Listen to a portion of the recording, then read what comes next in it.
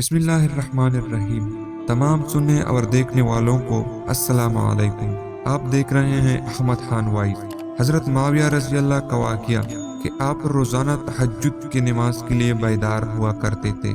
ایک دن آپ کی آنکھ لگ گئی اور تہجد قضا ہو گئی۔ سارا دن روتے روتے گزار دیا اور توبہ استغفار کی کہ یا اللہ آج میرے تہجد کا ناغہ ہو گیا۔ اگلی رات جب سوئے تو تہجد کے وقت ایک شخص آیا، آپ کو تہجد کے لیے بیدار کیا۔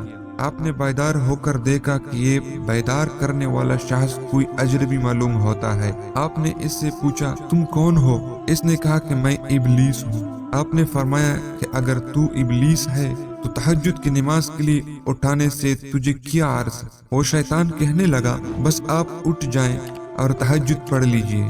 حضرت معاویہ رضی اللہ نے فرمایا کہ تم تو تہجد سے روکنے والے ہو، تم اٹھنے والے کیسے بن گئے؟ شیطان نے جواب دیا کہ بات دراصل یہ کہ گزشتہ رات میں نے آپ کو تہجد کے وقت اٹھنے نہ دیا اور آپ کی تہجد کا ناغہ